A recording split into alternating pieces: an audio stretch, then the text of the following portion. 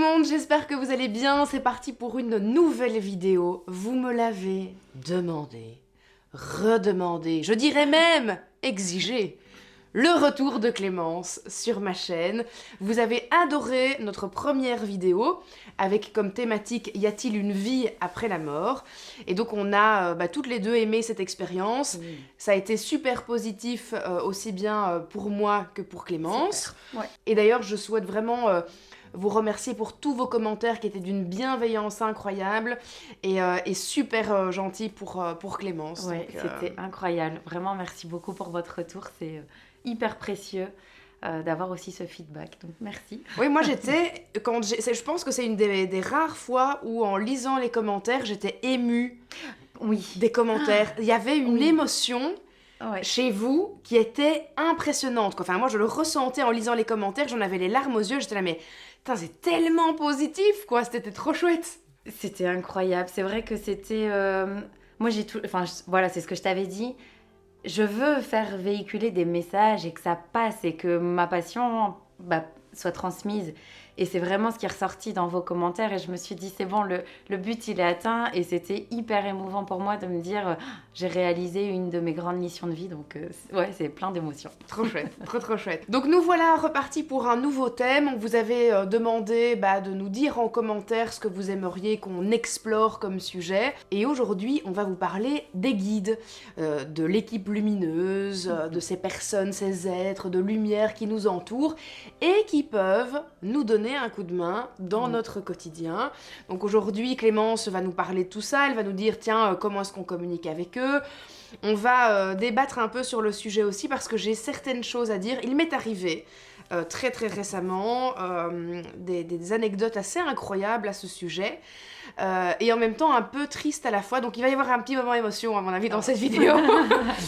Donc, alors petit rappel quand même, tout ce qu'on va vous dire ici dans cette vidéo n'est pas prouvé scientifiquement, ce sont nos croyances. Donc s'il vous plaît, respectez ceci dans l'espace commentaire, soyez bienveillants.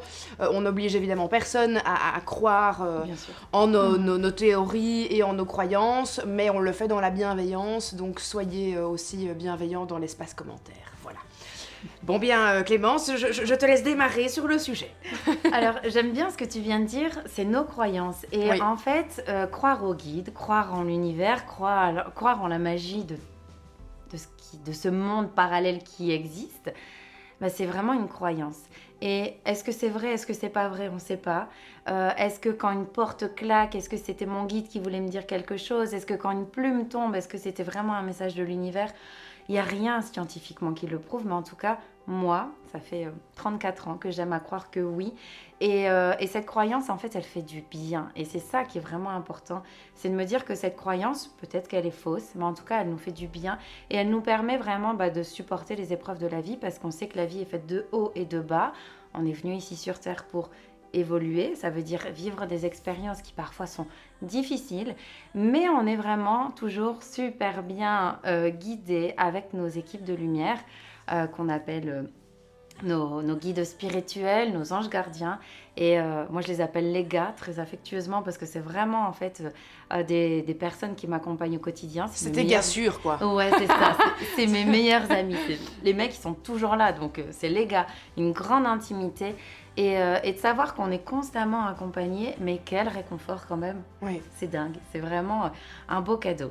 Je commence sur guide et ange, je te décris un petit peu ce que j'ai... Dis-nous peut-être dans un premier temps, alors c'est quoi finalement, c'est qui sont nos guides? Est-ce qu'on a plusieurs types de guides? Souvent on me demande, tiens, est-ce que c'est des personnes qui nous sont chères, qui sont décédées, qui sont proches de nous? Est-ce que c'est un ange, un archange? Voilà, qui sont-ils? Alors déjà, c'est des puissances lumineuses. Ça, c'est ce qu'il faut se dire. Tout ce qui va être puissance d'accompagnement, c'est des puissances lumineuses. Ça veut dire qu'en termes de vibration, ils ont une vibration extrêmement élevée, ce qui fait qu'ils sont vraiment que dans l'amour et la bienveillance toujours. Ils ont une patience absolument dingue et un amour absolument dingue. Alors, on va avoir principalement donc une puissance d'accompagnement guide et une puissance d'accompagnement ange. Alors, je fais bien ce schéma-là parce que pour moi, les guides se manifestent beaucoup à gauche et les anges se manifestent beaucoup plus à droite. mais c'est un ressenti personnel. Il y en a pour qui ça va être le guide est en face et l'ange va plutôt être au-dessus. C'est vraiment à chacun de ressentir déjà un petit peu comment il a l'impression qu'il se manifeste. Et donc ces puissances, j'appelle bien des puissances. Ça veut dire que cette puissance guide a vraiment cette mission d'accompagnement. Et la puissance ange, c'est la mission de protection. Dans la puissance guide, effectivement, on va tous plus ou moins avoir un guide principal.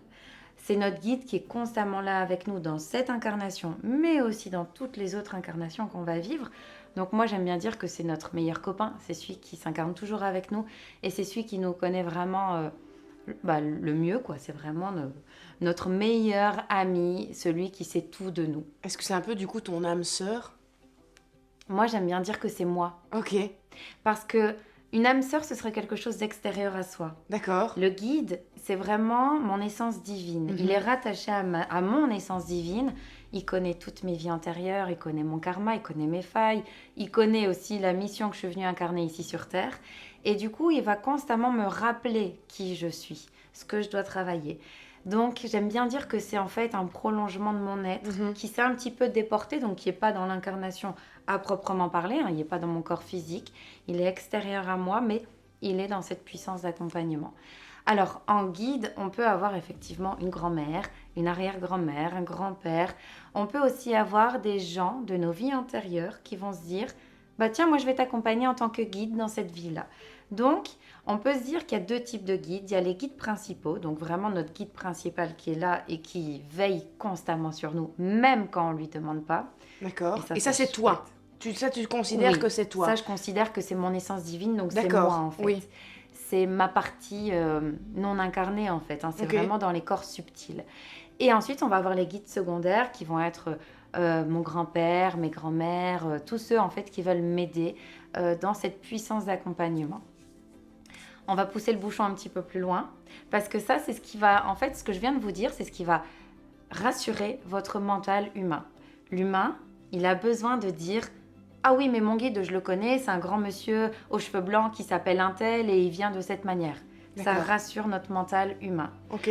En réalité, si on va vraiment en profondeur, et je trouve que c'est intéressant de vous amener ça, votre mental va peut-être nous lâcher là-dessus, mais c'est pas grave, au moins c'est une petite graine qui est plantée. On nous dit qu'il n'y a pas de puissance vraiment personnifiée. Il n'y a pas de grand-mère, il n'y a pas de grand-père, il n'y a pas de guide à proprement parler. C'est juste une énergie qui émane de la source, donc des plans de lumière, et qui vient constamment nous amener effectivement une vibration d'accompagnement, mais elle n'est jamais personnifiée. D'accord. Ça nous fait du bien à nous de nous dire que c'est notre grand-père. Oui. Ça nous fait du bien de dire que c'est un guide. Ça nous fait du bien de savoir qu'il s'appelle Jean-Jacques ou Marie-Thérèse. C'est OK. Mais en réalité, de savoir que c'est un grand-père, une grand-mère, une tante, une sœur, un enfant perdu, etc., c'est pas ça qui compte. Ce qui compte, c'est de savoir qu'il y a avec nous une puissance d'accompagnement qui va toujours nous aider dans nos difficultés de vie. Ok. Et ça, c'est dingue.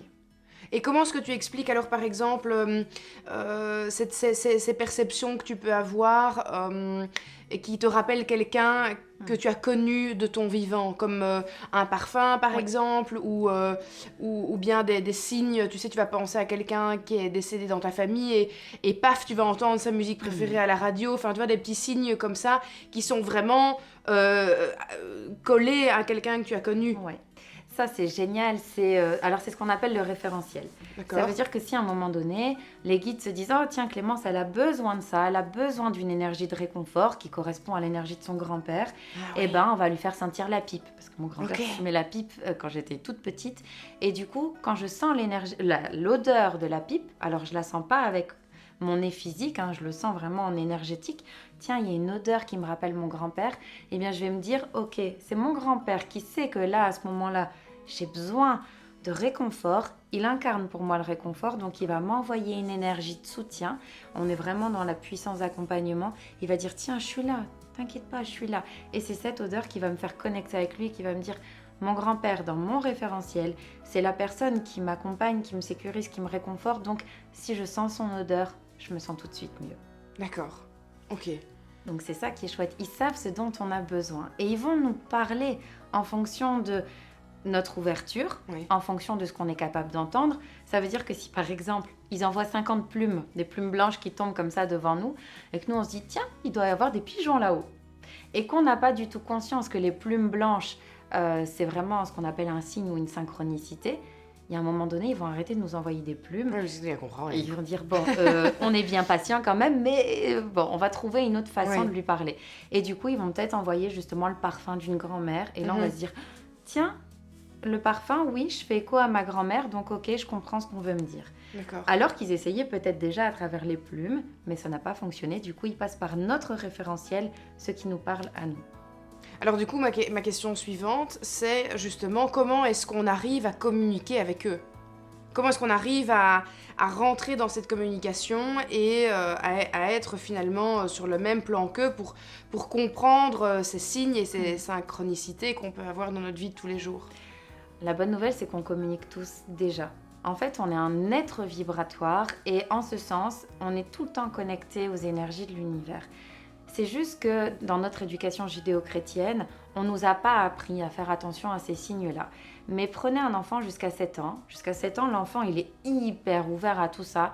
Et donc, spontanément, il va vous dire « Ah, mais tiens, mais moi, je suis déjà allée dans ce château. » « Ah bon, mais t'es sûre, on n'est jamais allé ?»« Si, si, moi, j'y suis allée. » Et en fait, il est en train de parler d'une vie antérieure. Et donc, ça, c'est des choses que l'enfant, spontanément, a en mémoire. On coupe plus ou moins vers 7 ans et définitivement vers 13-14 ans. Ok. En fonction de notre maturité aussi, parce qu'on vit dans une société où on nous dit « fais pas confiance en tes ressentis, n'écoute pas ce qui n'est pas concret », on reste vraiment sur la matière, sur ce qui est palpable, sur ce qui est matériel. Et si on ne se coupe pas, par exemple, moi mes enfants, c'est vrai qu'ils se coupent très peu parce que on entretient tout ça, c'est vrai que c'est un petit peu, ils baignent dedans, et ils continuent finalement à entendre leur guide. Ça veut dire que nos guides, ils communiquent constamment avec nous. Nos ancêtres aussi communiquent avec nous quand ils en ont envie, quand ils en ont besoin. Nos anges aussi sont constamment là pour nous accompagner. Il suffit juste d'y mettre de la conscience. Il faut s'ouvrir et comprendre que quand je reçois, par exemple, un souffle d'air agréable, chaud, c'est peut-être une caresse. Quand je sens des petits gratouillis comme ça sur le dessus de ma tête, c'est peut-être mon ange. Donc en fait, il faut commencer à se dire, et si cette odeur que je viens de ressentir, cette sensation que j'éprouve en entrant dans une pièce, cette sensation quand je vois cette personne, et si tout ça c'était vrai? Et si tout ça je le valide et qu'en réalité, oui, effectivement, c'est mon guide qui me parle, eh bien, les guides vont se dire, génial, elle commence à valider ce qu'on lui envoie. Et donc, ça va être de plus en plus facile pour eux de nous envoyer des informations parce qu'on va y faire de plus en plus attention. D'accord. Donc ça, c'est vraiment la première chose, c'est on valide. Okay. Même si on n'est pas sûr, on se valide. Oui, parce qu'on peut toujours avoir ce moment où on va se dire, est-ce que c'est mon mental d'humain ou tu vois, qui voit des signes, qui voit des choses ou qui les interprète de la manière dont il a envie de les interpréter? Est-ce que ce sont des coïncidences ou bien est-ce que ce sont réellement des messages? Comment est-ce que tu arrives à faire la part des choses? Est-ce que tu te dis, je ne pense pas justement à ce côté mental, je ne vois que le côté signe. Mais alors, est-ce que tu vois des signes partout, tout le temps? Alors, justement, le mental, il est hyper important parce qu'il faut le garder. Il ne faut pas lui dire, allez, va-t'en, on n'a pas besoin de toi parce qu'on a besoin de lui. Le risque, si on met le mental de côté, c'est qu'on va être constamment perché et qu'on va avoir des signes partout, tout le temps. Et on va être beaucoup trop connecté là-haut et on va manquer d'ancrage. Mais l'ancrage, c'est vraiment les racines qui nous soutiennent et qui nous permettent de rester bien ancrés, bien en sécurité. Du coup, le mental, il faut comprendre une chose. Quand c'est mon mental, le petit secret tout simple, c'est de se dire que le mental, il est soit dans le passé, soit dans le futur. Okay. Donc quand tu es dans le mental, tu es soit dans le « Oh là là, mais tu te souviens, il s'était passé ça il y a 5 ans, et si tu refais la même chose ?» Donc là, on est sûr que c'est le mental. Okay. Ou alors, oh, tu vas quand même pas croire que cette plume, ça pourrait être ton grand-père, qu'est-ce qu'on va penser de toi? Donc on est dans une projection, on est sûr que c'est dans le mental. Okay. Passé, futur, c'est du mental. Quand on est vraiment sur l'intuition médiumnique, sur le message des guides, des anges ou de n'importe qui, n'importe quelle puissance lumineuse, c'est dans l'instant présent, c'est très bref, c'est doux et c'est bienveillant. C'est toujours rempli d'amour. Il n'y a jamais de « tu dois » ou « Clémence fait ci ». Non, on est vraiment dans le... C'est une phrase, c'est un mot, c'est vraiment une énergie qu'on nous transmet d'une manière très simple et c'est rempli d'amour et de bienveillance. On le ressent en soi, c'est vraiment, on sait que c'est là. Et quand tes guides veulent te prévenir de quelque chose qui n'est pas bon pour toi, est-ce que du coup tu peux ressentir en toi quelque chose de négatif, Oui. mais parce que tu sais que c'est oulala, là fais gaffe. Pour la petite anecdote à ce sujet-là, il y a quelques années, je savais exactement, c'était très marrant, mais j'avais vraiment quelque chose de physique qui se produisait quand je savais que la personne avec qui j'étais en couple me trompait. Oh mon Dieu. Donc j'avais vraiment un ressenti très très très très bizarre. Et généralement c'était sur une fille que j'allais voir brièvement sur les réseaux sociaux ou que j'allais croiser quelque part. Et où j'avais vraiment ce truc, c'était viscéral, où je disais il y a un truc qui va pas. Et c'est vraiment marrant parce que par la suite, et comme je suis pas du tout rancunière, j'ai juste par curiosité cherché à savoir, tiens, est-ce que telle et telle personne, est-ce qu'il y a eu quelque chose avec, parce que j'aimerais juste savoir si mes ressentis sont corrects ou pas. Et ça a été confirmé. Et tout a été confirmé et la personne en question m'a dit oui c'est vrai, oui c'est vrai, oui c'est vrai, oui c'est vrai. Et pourtant j'avais pas, tu vois, j'ai pas vu de message ou j'ai pas vu de truc tendancieux, c'était vraiment, je croisais la personne et je savais mais tout de suite quoi. Tu vois, tu peux ressentir parfois des trucs hyper négatifs. Mais tu vois, même si c'est hyper désagréable de le vivre. C'est horrible. Tu vois, quand t'en parles, tu te sens mal. Moi, je suis en train de vivre le truc avec toi. Là, j'ai envie de m'accrocher sur le canapé. Non, c'est horrible. C'est horrible. Tu serres les dents. Mais, donc, c'est négatif, mais en fait, c'est génial. Parce que du coup, tu sais. Ouais. Tu sais quand il se passe des choses. Parce que moi, j'ai toujours... Le corps, c'est la première antenne des vivants. Et du coup, notre corps, il nous trahit jamais. Hein. Quand on a un ressenti négatif dans le corps... Écoutez votre corps, il va jamais vous mentir. Donc le plexus là qui se tord comme ça d'un coup parce que il se passe un truc, écoutez-le. Ou la charge d'un coup sur les épaules, ou la difficulté, l'oppression, difficulté de respirer. C'est votre corps, c'est vos guides qui sont en train de vous dire est-ce que tu es sûr de là où tu es. Et effectivement, hein, quand on a ce type de ressenti, si on le nie, on va expérimenter la chose et ils vont nous dire tu vois, quand tu avais ressenti ça, c'est que c'était une mauvaise chose pour toi. Donc le truc, c'est, si on a un ressenti négatif face à une situation, une personne ou quoi que ce soit, écoutez-le. Comprenez aussi pourquoi on vous fait un petit warning, parce que c'est vraiment ça, hein, c'est attention, et mettez des choses en place. Alors, pas en mode, on va aller voir cette fille et puis... Non, on va pas aller lui et casser la s'occuper gueule. d'elle, voilà. Mais en mode... Tiens, qu'est-ce qui se passe? Est-ce que j'ai suffisamment communiqué dans mon couple? Est-ce que j'ai besoin de mettre des barrières, etc. Donc, oui, il y a ça à faire. Mais il nous envoie constamment des messages. Oui, tout à fait. C'est ça qui est génial. Moi, j'adore parce qu'en fait, si on écoute son corps, si on écoute son intuition, eh ben, on est guidé tout au long de la journée. Les meilleurs moments pour recevoir des messages, est-ce que tu sais quand est-ce que c'est? Non. C'est trop simple. Quand on conduit, Ah oui, quand on fait la vaisselle, ok. quand on cuisine ou quand on se lave. Ah, j'allais dire dans la douche. Mais oui, c'est là. Dans la où douche, c'est le moment meilleurs où j'arrive vraiment à Tout partir, est clair. quoi. Tout Ouais. est... En fait, quand tu te laves, donc toi, tu prends soin de ton corps physique et tu te nettoies des impuretés matérielles. Et les guides t'envoient aussi des soins. Donc ça veut dire que tes canaux sont hyper ouverts dans ces moments-là. Ok. Donc moi, j'ai toujours, quand tu as une idée qui te vient dans la douche, Oui. mais fonce, mais te pose même pas de questions. Si tu dis, tiens, il faut que j'appelle un tel, il faut que je fasse ci, il faut que je fasse ça, il faut le faire. Il faut Ouais, pas ouais. se poser de questions. Bon, Toutes mes idées artistiques et créatives, c'est dans la douche. mais c'est super. Ouais. Et en fait, parce qu'à ce moment-là, le mental, il est occupé sur une tâche précise. Se laver. En l'occurrence, passer du savon sur le corps pour se laver. Le mental étant occupé, il y a beaucoup plus de place pour la connexion médiumnique. Et donc, quand on conduit, pareil, on est focus sur la route et du coup, les informations, elles viennent. Il y a plein de choses qui se passent. Moi, j'adore quand je pars en nettoyage de lieu, par exemple. Je commence toujours très tôt mes nettoyages, comme ça, le monde m'appartient, il n'y a que moi sur la route. Et c'est là où je reçois toutes les informations sur la maison, où on me dit, tu vas sur ça, sur ça, sur ça.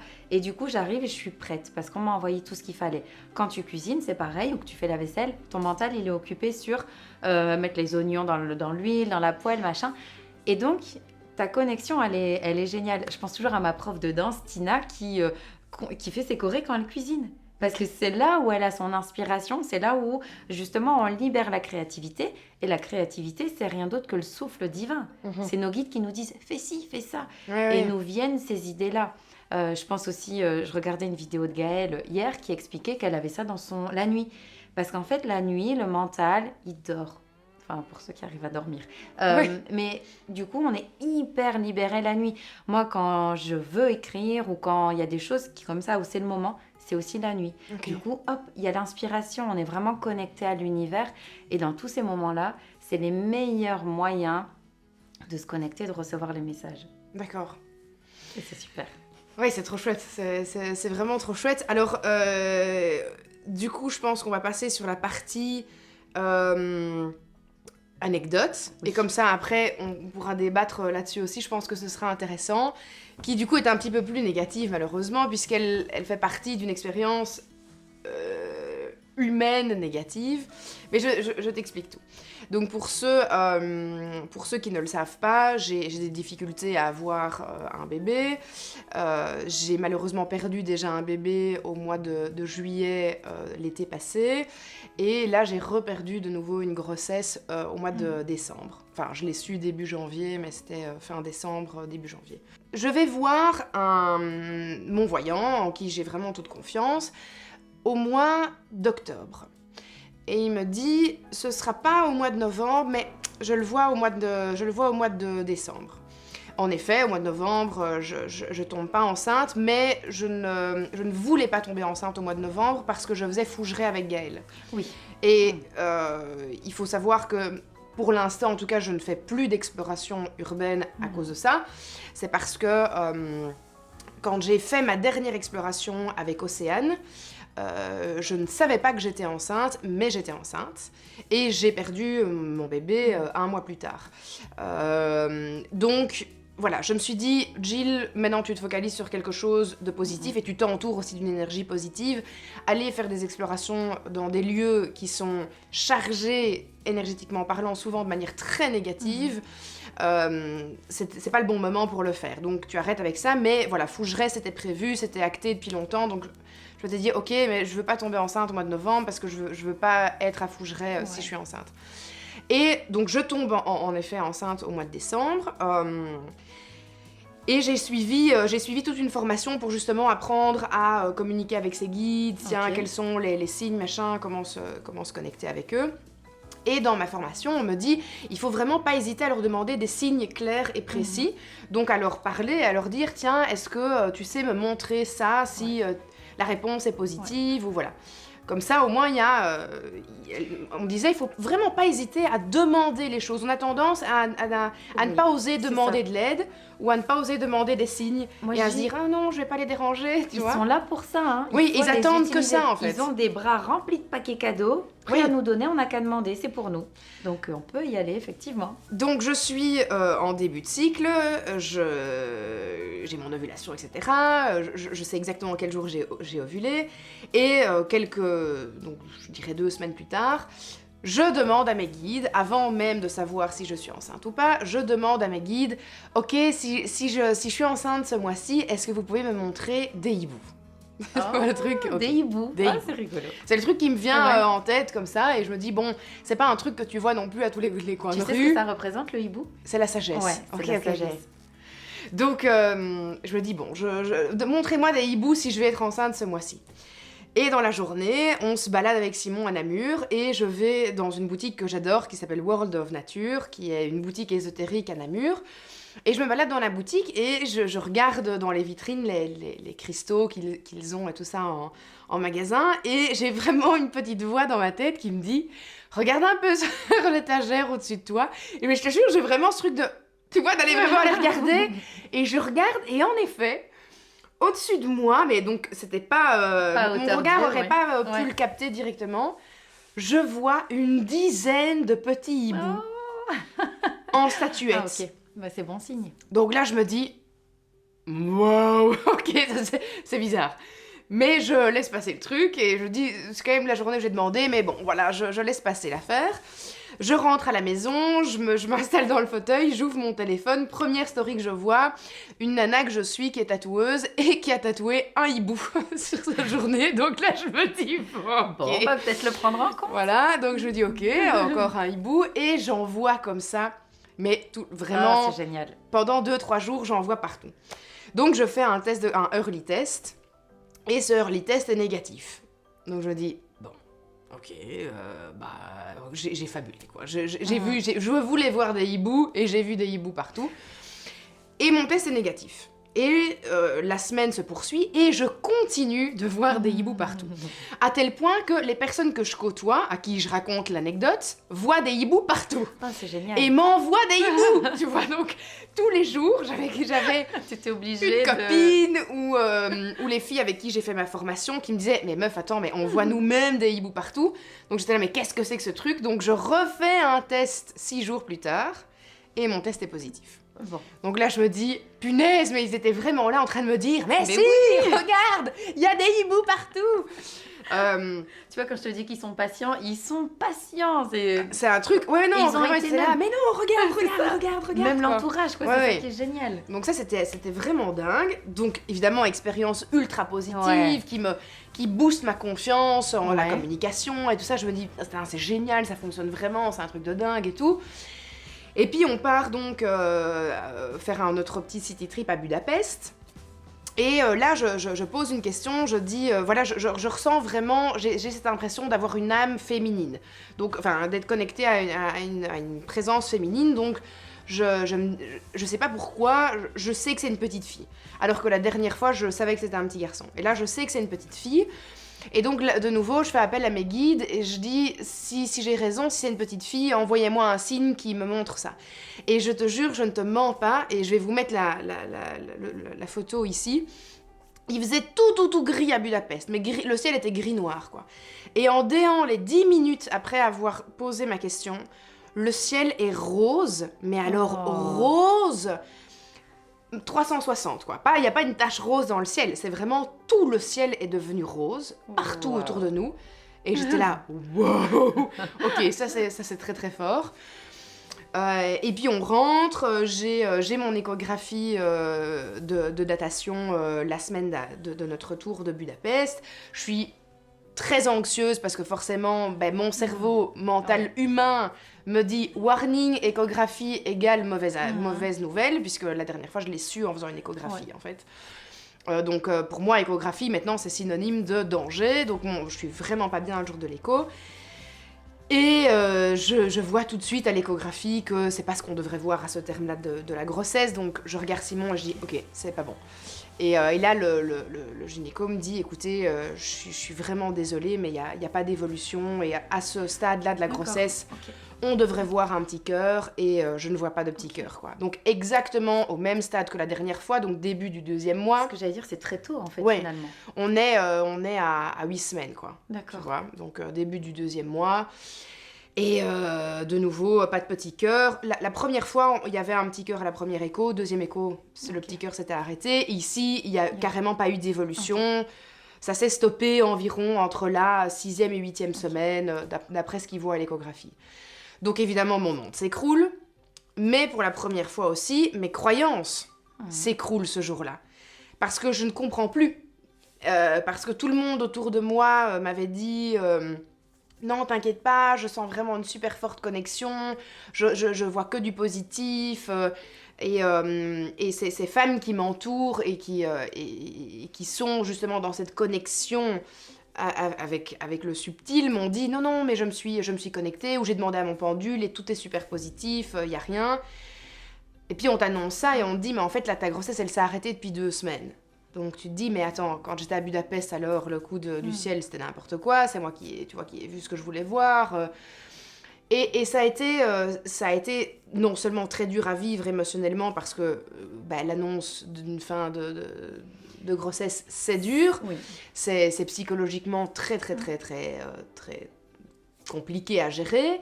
Mais en plus de cela, pour la première fois, j'ai dû gérer ok, mais en fait, est-ce que tout ça, c'est pas du bullshit, quoi, tu vois. Est-ce que je me suis pas inventé tout ça? Est-ce que j'ai pas vu ces signes? Je voulais voir des hiboux, donc j'ai vu des hiboux partout, et C'est un peu comme quand tu achètes une voiture et que tu vois ta voiture partout. Tu te dis, Oui. ok, tout le monde a la même voiture que moi, C'est ça. de la même couleur. Alors qu'avant de l'avoir acheté, tu ne la voyais Non, nulle c'est part. ça, ouais. Donc tu te dis, mais en fait, le cerveau, il capte ce qu'il a envie de capter Oui. aussi. Et c'est très très compliqué. Aujourd'hui, à l'heure actuelle, j'ai vraiment du mal. J'ai un peu mis tout ça de côté, tu vois. En fait, je suis un peu fâchée. Je suis fâchée contre mes guides et je suis fâchée contre mes croyances. Et tu vois, j'ai ce Ouais. truc de... En fait, je pense que c'est exactement la même chose que quelqu'un qui est très ancré dans une religion, qui croit en Dieu ou en Jésus, en Allah, peu importe, et qui perd, par exemple, un enfant. Ouais. Il a ce truc de dire, je ne crois plus, Je ne crois plus, oui. parce que c'est pas possible Ah, ouais, ok. de vivre ça, si tu vois. C'est bien parce que tes guides, ils me répondent en même temps. Donc voilà, donc je suis très triste et je suis fâchée en même temps, je suis en colère parce que je me dis, en fait, tu vois, j'ai ce truc de dire je vous faisais confiance et là je peux plus vous faire confiance. C'est Et, horrible comme sensation. Hein. Est-ce que c'est pas juste une épreuve de ta foi? Je me suis posé cette question. Parce que J'ai eu ce message-là, j'ai eu ce truc de me dire, euh, quand tu vas, parce que j'ai eu une séance d'hypnose avec un hypnothérapeute qui est exceptionnel et qui m'a dit, ce que tu ressens là aujourd'hui, c'est tout à fait normal et ça va faire partie de ton process de deuil. Ça va peut-être durer quelques jours, quelques semaines, peut-être quelques mois, mais si tu dois y revenir, tu y reviendras et ce sera encore plus fort. je te l'ai posé en forme question, mais en fait, c'est pas une question, c'est vraiment, on est en train de t'éprouver, te dire, là, t'es tellement en train de développer aussi plein de choses, de connecter avec plein de spiritualité, que du coup, en fait, les guides disent, est-ce que c'est vraiment ça que tu veux? On va venir. Et ça arrive à Jill, mais ça m'est aussi arrivé, et ça arrive, j'imagine, à plein de personnes d'entre vous. Vous vous dites, je veux vraiment cette chose, je fais tout pour y arriver. Les guides me disent que c'est ok, je reçois plein de messages, c'est ok, ça converge, tout converge dans le même sens, et puis paf, ça prend pas. Et là, on se dit, mince, moi qui voulais tellement cette chose-là, moi qui ai tellement cru, moi qui ai tellement écouté l'univers, qui me poussait aussi dans ce sens, pourquoi est-ce que ça ne m'arrive pas? Et donc, dans les premiers temps, on va être en colère, parce qu'on est en colère contre soi-même, hein, parce qu'on se dit, est-ce que j'ai pas cru à quelque chose qui n'existait pas? Est-ce que je me suis pas suffisamment donné? Enfin, on va vraiment se poser pas mal de questions. Et effectivement, il y a un moment donné, tu vas faire une bascule. Et on peut faire une bascule, justement, à se dire, mais en fait, cette chose-là, je la veux plus que tout au monde. Et je vais continuer à y aller. Donc, il y a vraiment, en fait, notre cerveau qui chante. Et puis, pouf, on va vraiment vers autre chose. Et on va se dire, mais en fait, j'y crois. Et cette épreuve de foi, c'est vraiment nos guides qui nous disent, tu veux ça? Montre-nous à quel point tu le veux. Donc, ça peut paraître un peu dur, parfois, de se dire, pourquoi est-ce qu'ils m'éprouvent aussi fort que ça? Vous n'êtes pas sympas, les gars. Mais oui. en fait, si... Surtout qu'ils sont quand même censés être, tu vois, tout constamment dans cette bienveillance et cet amour. Et là, tu vis un événement qui, dans la vie d'une femme, dans la vie d'un couple et dans la vie d'une famille, est dramatique parce que non seulement ça me fait du mal à moi, mais ça fait du mal aussi à tout mon entourage. Donc il y a une répercussion négative sur tout le monde, sur les enfants qui sont tristes, sur ma famille, sur la famille de mon conjoint, tu vois.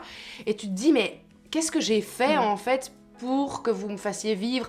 Alors, la première fois que j'ai fait ma fausse couche, j'ai essayé de rebondir en me disant, eh bien, tu sais quoi, tu devais le vivre. Tu devais le vivre parce que cette épreuve que tu vis, ça va servir à d'autres femmes qui le vivent et tu vas libérer la parole par rapport à ça. Et donc, tu vois, j'ai vraiment transformé l'aspect négatif en quelque chose de très positif. J'en ai parlé ouvertement sur les réseaux, j'ai fait des interviews dans des magazines féminins pour vraiment libérer les femmes sur « j'ai le droit ». D'être triste, j'ai le droit de le dire. J'ai le droit de dire que j'ai perdu une grossesse, tu vois. Je frissonne. Mais c'était un message très fort. Mais tu sais, c'était un message finalement public. Oui. Là, cette perte ici, est-ce que les guides te disent pas, ok, maintenant c'est à toi de bosser sur toi?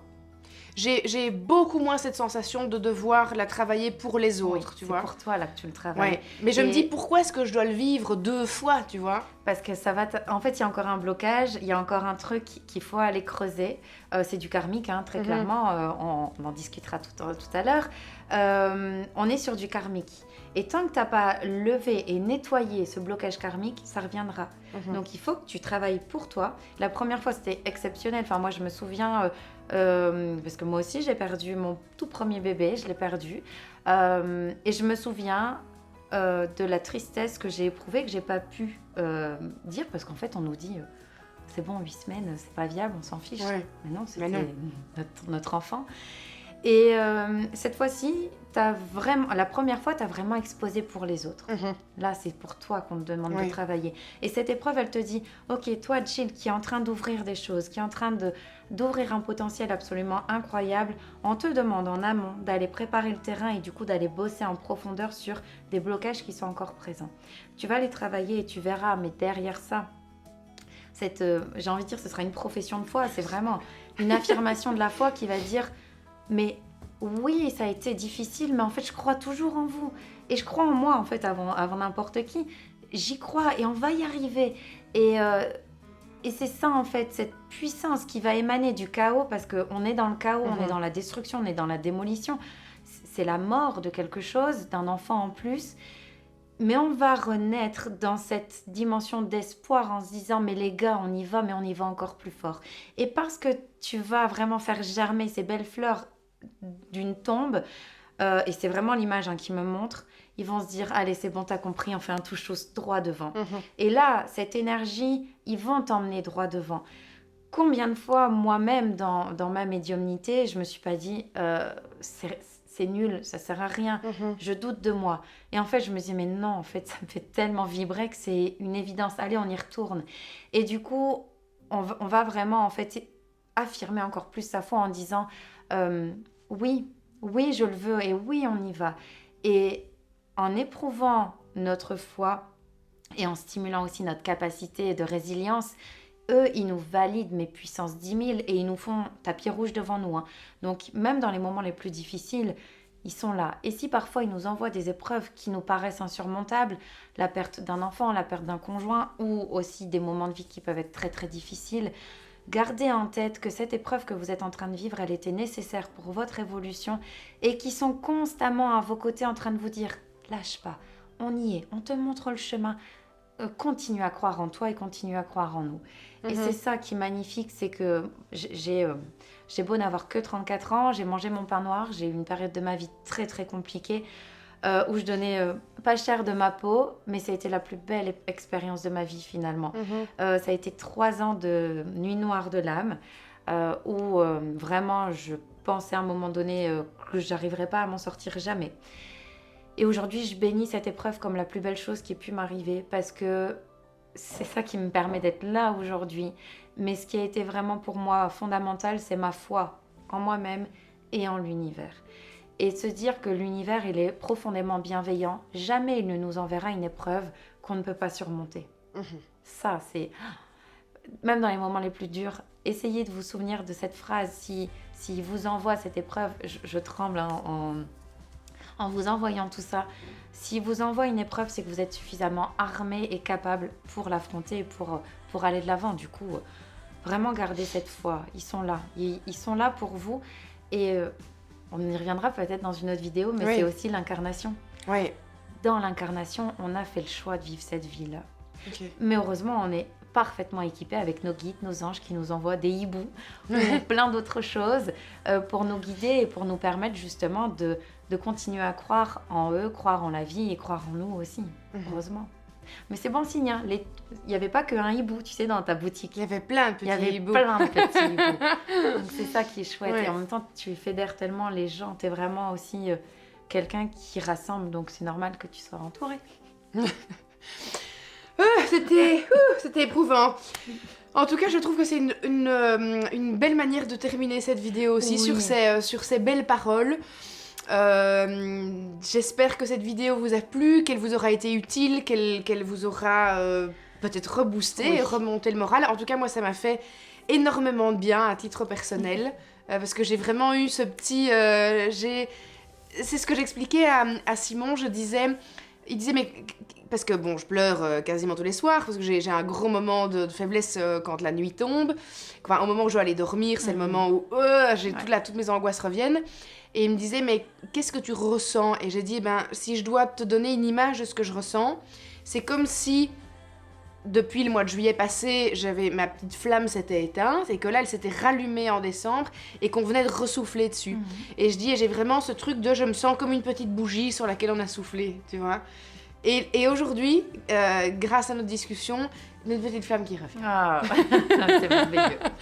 Donc Super. merci pour tous Avec tes plaisir. mots qui me font beaucoup de bien et qui j'espère vous feront beaucoup de bien aussi. Peut-être à vous qui vivez une situation similaire. Je sais qu'il y a énormément de femmes, il y a plus de femmes qui me suivent que d'hommes.